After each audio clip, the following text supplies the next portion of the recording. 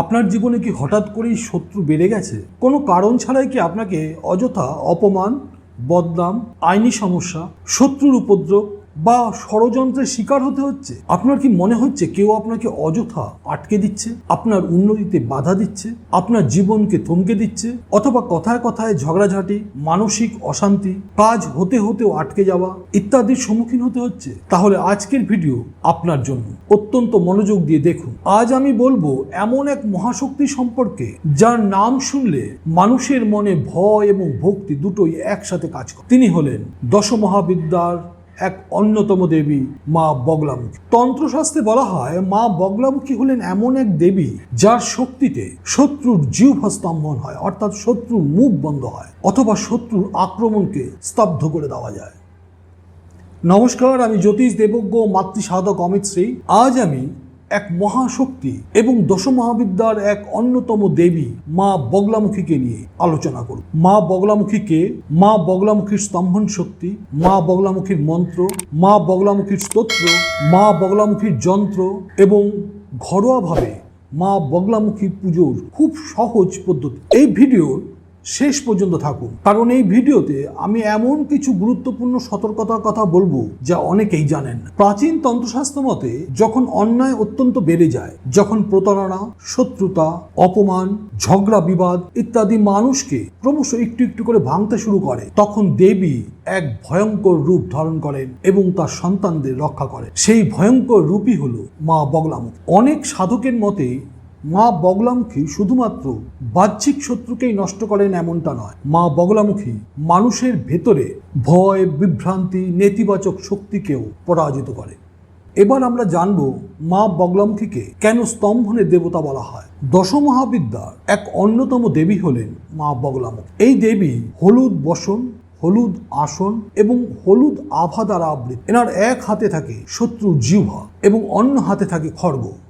তন্ত্রশাস্ত্রে হলুদ রঙকে বলা হয় পাওয়ার, কন্ট্রোল এবং স্তম্ভনের প্রতীক। এই কারণে বহু মানুষ আইনি সমস্যা, ঝগড়া, শত্রুতা, অফিস পলিটিক্স, কুৎসা, মানহানি বা কোর্ট কেস ইত্যাদির জন্য মা বগলামুখীর আরাধনা করে, মা বগলামুখীর পূজা অর্চনা করে। আধ্যাত্মিক মতে মানুষের চারপাশে নেগেটিভ ইন্টেনশন জমতে থাকে, যেমন jealousy, office politics, false allegation, property dispute অথবা লিগ্যাল ব্যাটেল। এই সমস্ত সমস্যা মানুষের নেগেটিভিটিকে ক্রমশ বাড়িয়ে তোলে। যারা এই ধরনের সমস্যার মধ্যে রয়েছেন সেই সকল মানুষের নেগেটিভিটি ক্রমশ বাড়তে থাকে এবং মানসিকভাবে, শারীরিকভাবে এবং আর্থিকভাবে ক্রমশ দুর্বল হতে থাকে। এই সকল সমস্যা থেকে পরিত্রাণের একমাত্র সহজ উপায় মা বগলামুখী। মা বগলামুখীর মন্ত্র জপ এবং মা বগলামুখীর স্তব পাঠ করলে এই সকল ধরনের সমস্যা থেকে অতি সহজে নিস্তার পাওয়া যায়। মা বগলামুখীর মন্ত্রটি হলো ওম হ্রিং বগলামুখীম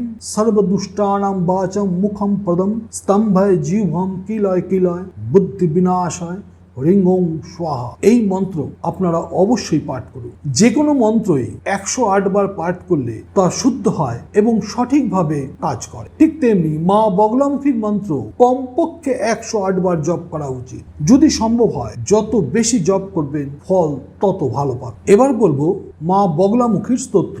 বগলা সিদ্ধবিদ্যা চ দুষ্টিনী গ্রহকারিণী স্তম্ভিনী কর্ষিণী চৈব তথো উচ্চাটনকারিণী ভৈরবী ভীমনয়না মহেশ গৃহিণী শুভা দশনা মাত্রকং স্তোত্রং পঠেধা পাঠয়েদধি স্বভাবেত মন্ত্র সিদ্ধশ্চ দেবী পুত্র ইবক্ষিত।